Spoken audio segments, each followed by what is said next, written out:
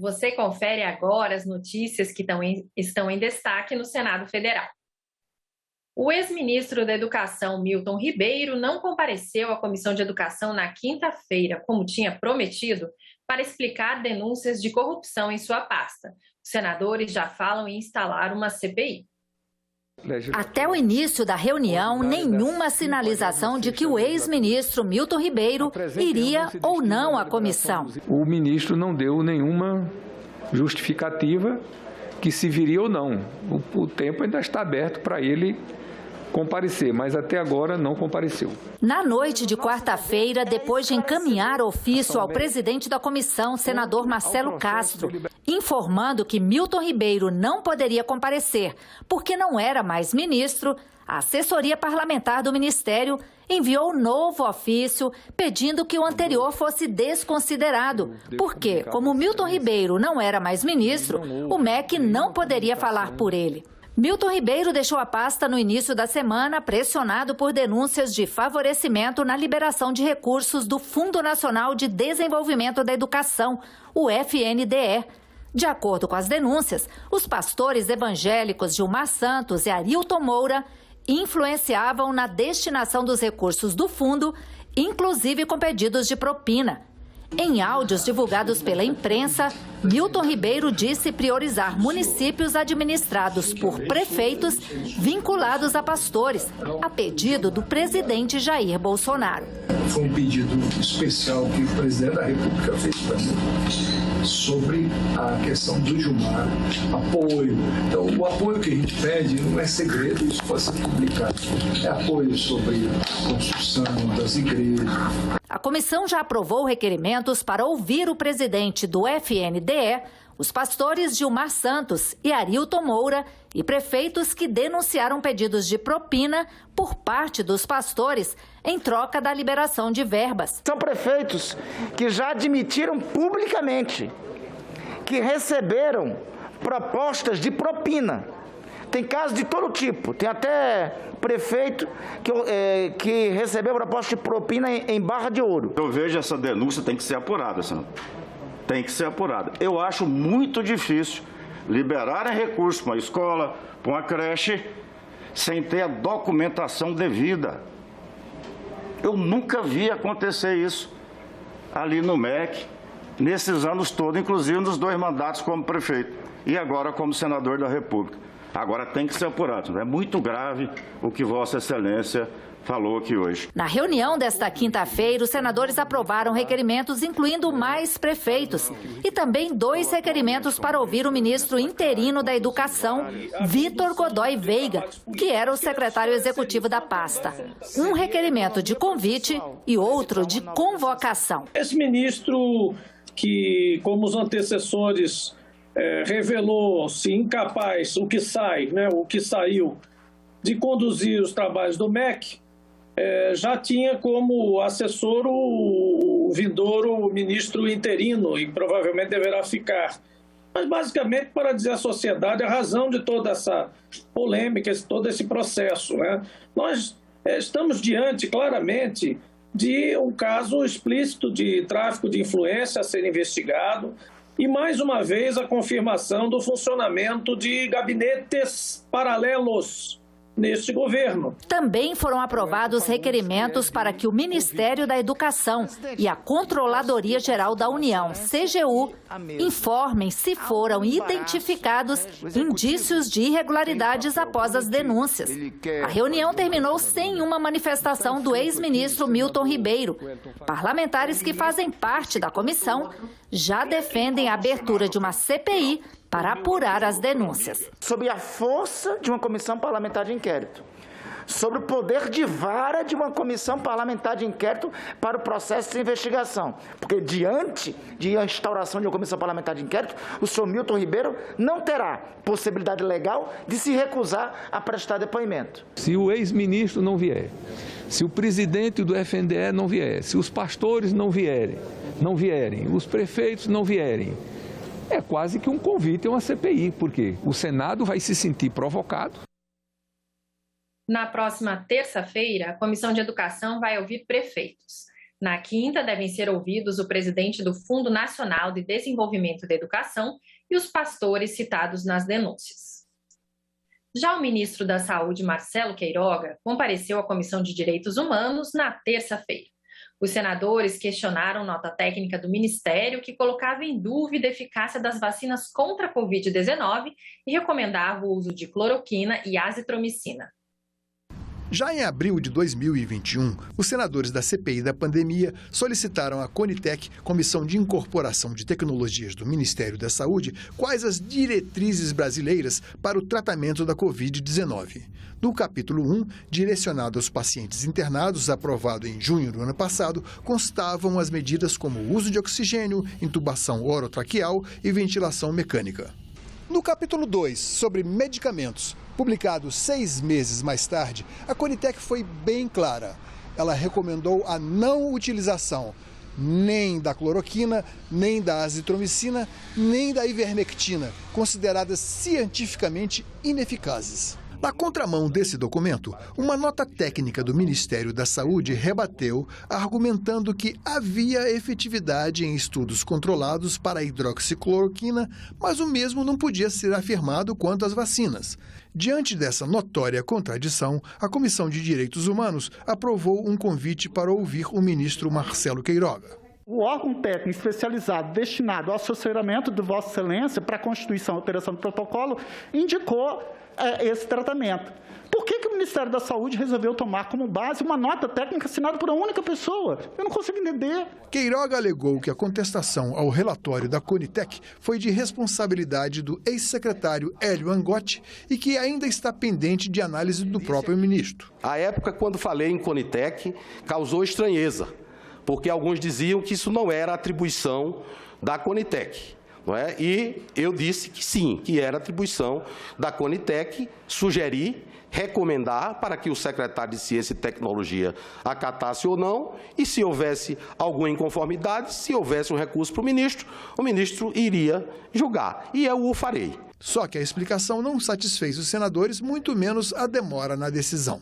Queiroga também foi questionado quanto à demora no início da vacinação das crianças de 5 a 11 anos. Da decisão da Anvisa autorizando a vacinação das crianças ao exercício efetivo, ao início da vacinação, decorreu quase um mês e, nesse intervalo, teve a tal consulta pública, promovida pelo Ministério da Saúde, o que claramente atrasou ainda mais o início da vacinação infantil. Marcelo Queiroga defendeu a conduta do Ministério no combate à pandemia, mas foi duramente cobrado quanto à postura negacionista do governo.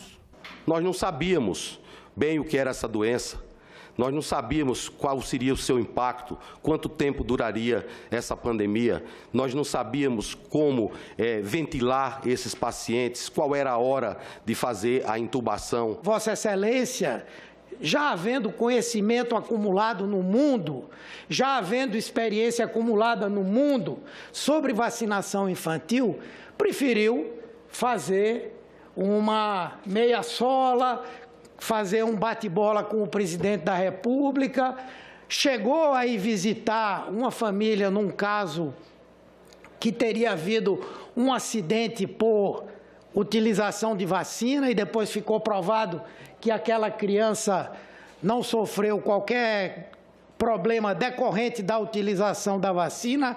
E Vossa Excelência imagina que aquele gesto não teve peso para que milhões de famílias no Brasil tivessem dúvida se deveriam vacinar ou não os seus filhos?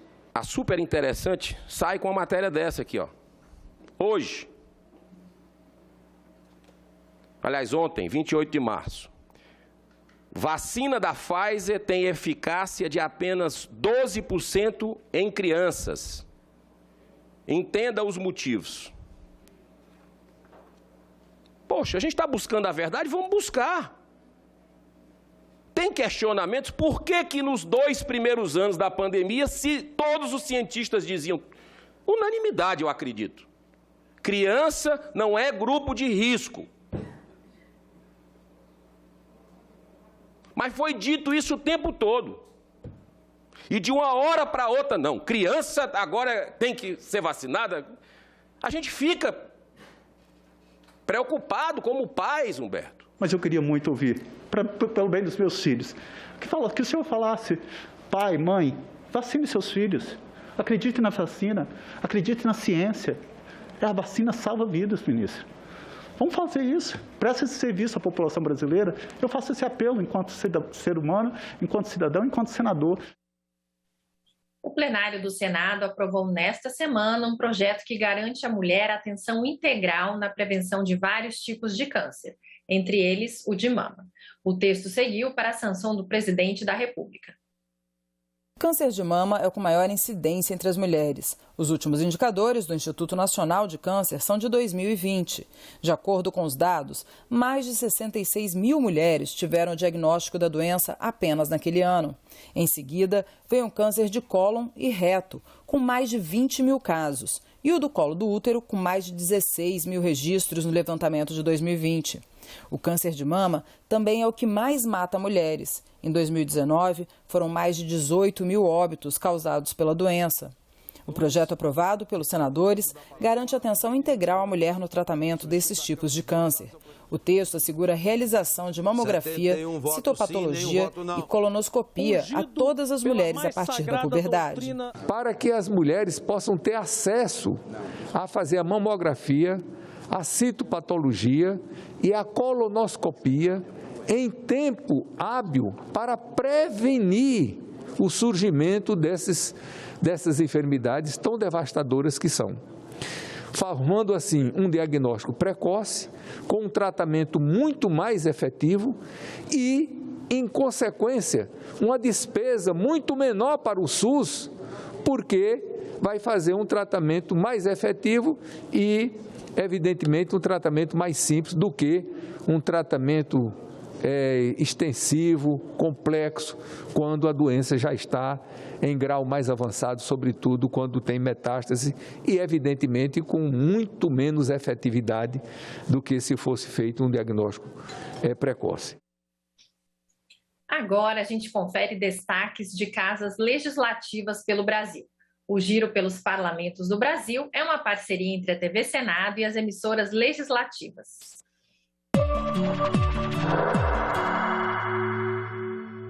Oi, pessoal. Olha só essa nova lei de Mato Grosso. Ela proíbe a inauguração de obras inacabadas. Pois é, isso mesmo. Como diz a deputada autora da lei, parece óbvio, mas não é. Em Roraima, os deputados decidiram pela extinção da Companhia Energética do Estado e pela transferência dos funcionários. Em Minas Gerais, a Assembleia aprovou o reajuste salarial dos servidores públicos. Veja no Giro.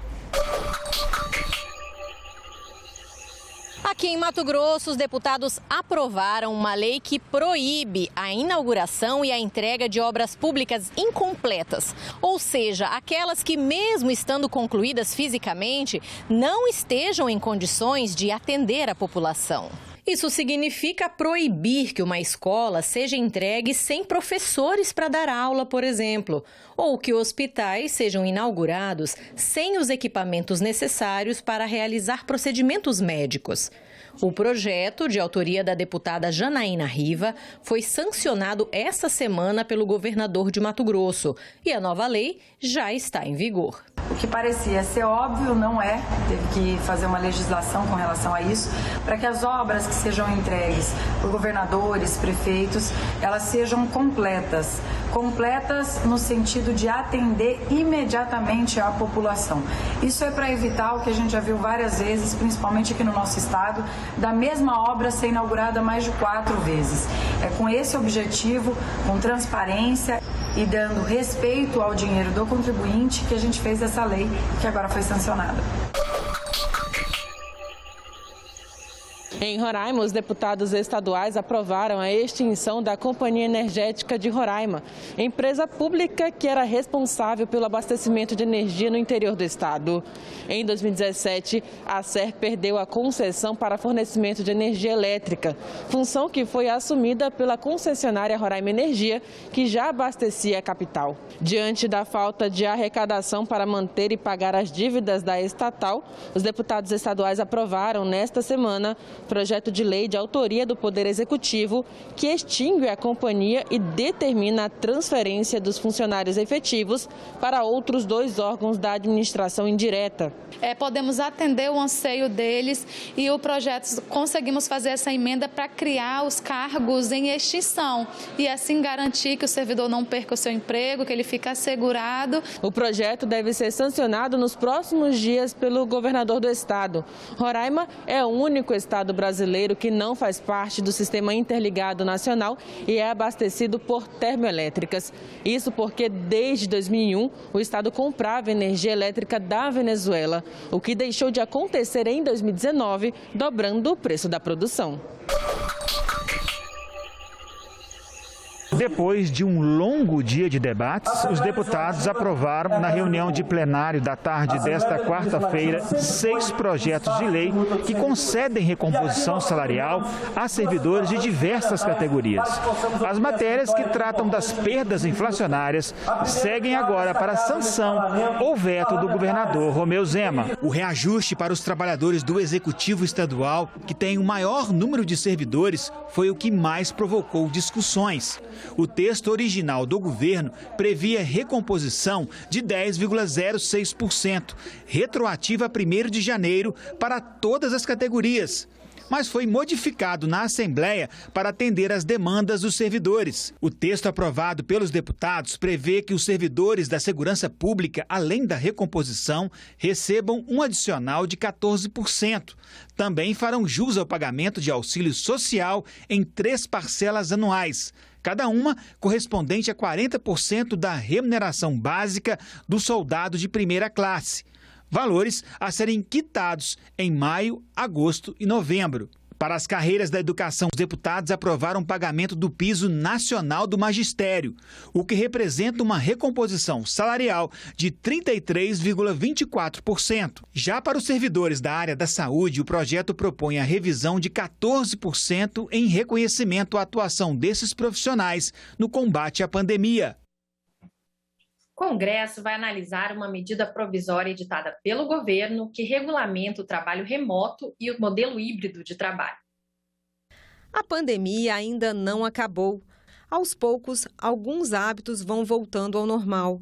Mas será que isso vale também para o trabalho remoto? Após a pandemia, ficou muito evidente a necessidade de trazer novas relações trabalhistas com uma legislação mais atualizada, que busque fazer com que haja um equilíbrio, tanto da vida pessoal como da vida profissional dos empregados. Pensando em regulamentar essa situação, o governo federal editou uma medida provisória que cria regras e regulamenta o trabalho remoto. Agora a MP será analisada pelo Congresso Nacional. Ela passa primeiro pela Câmara dos Deputados e depois pelo Senado. Ela vai ser debatida, né?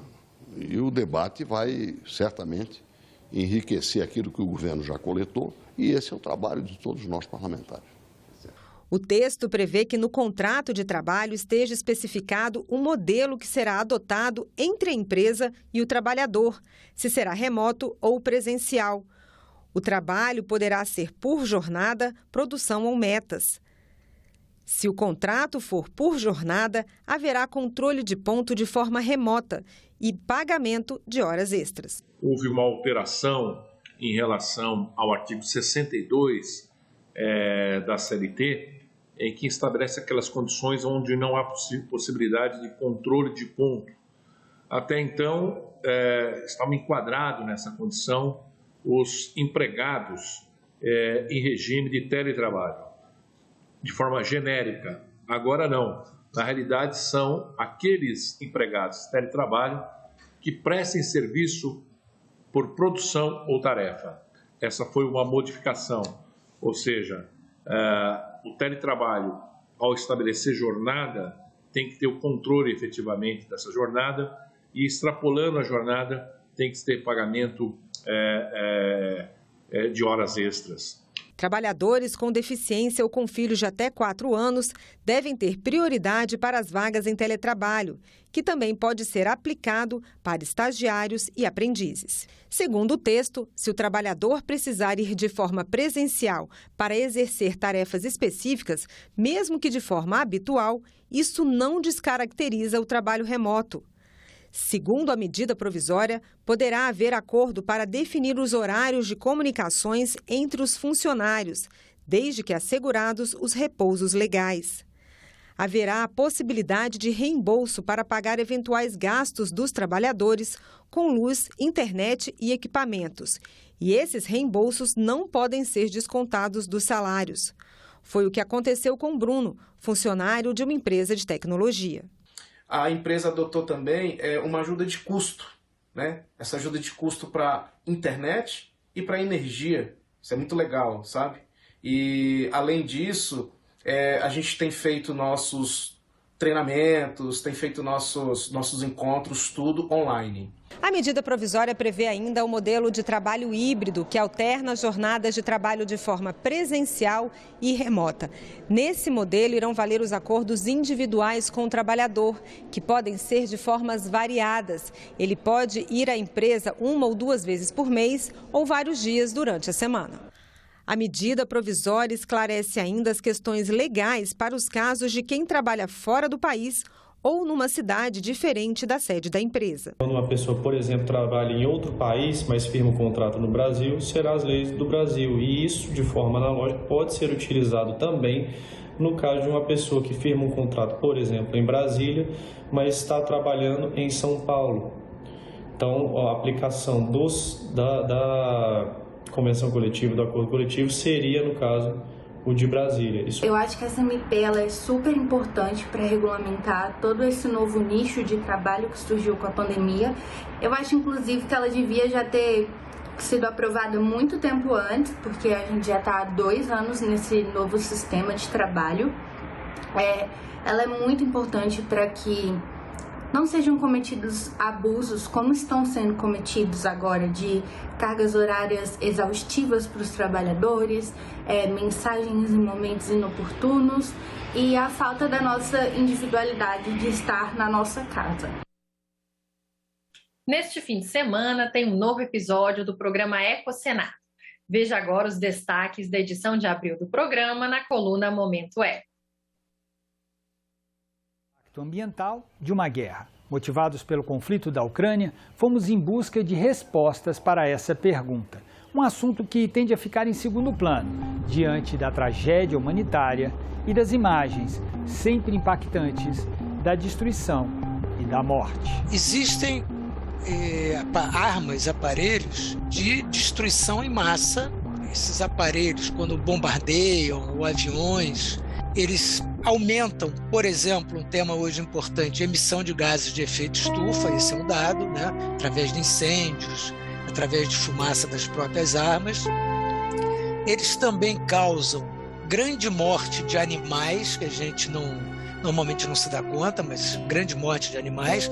Isso tem se verificado, por exemplo, nas guerras na África, né? Naquela região central do Congo e tal.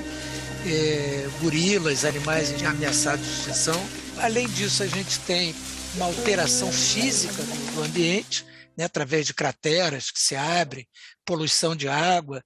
Ou seja, as guerras elas são catástrofes humanas e são catástrofes ambientais, sendo que, do ponto de vista ambiental, essas catástrofes, às vezes, elas podem perdurar mais tempo do que as catástrofes humanas.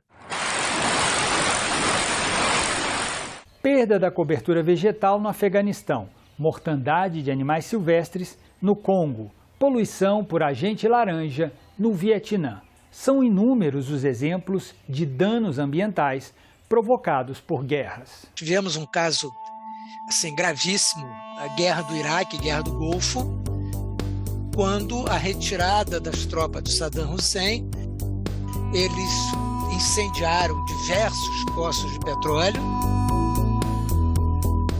Houve uma poluição na área do Golfo extraordinária e, inclusive, com um número muito elevado de mortes por sufocamento, etc., por conta daquela quantidade enorme de poços de petróleo que foram incendiados. São impactos, de alguma forma, se for para um nível mais alto, que é o impacto irreversível, a questão nuclear, aí, César, a situação ela é muito preocupante, como exemplo aí de Chernobyl, né? Também de Hiroshima.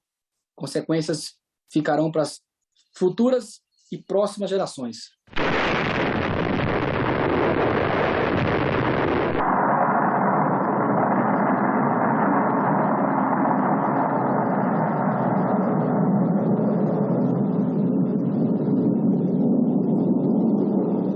O programa Ecocenado estreia no sábado às 9 da manhã e tem reprises às 5 da tarde, no sábado e no domingo. E a coluna Momento Eco de hoje fica por aqui. A gente volta na semana que vem. Este foi o Senado Notícias Revista. Você pode rever as reportagens dessa edição na nossa página na internet, senado.leg.br/TV. Obrigada pela companhia e continue sintonizado aqui na TV Senado.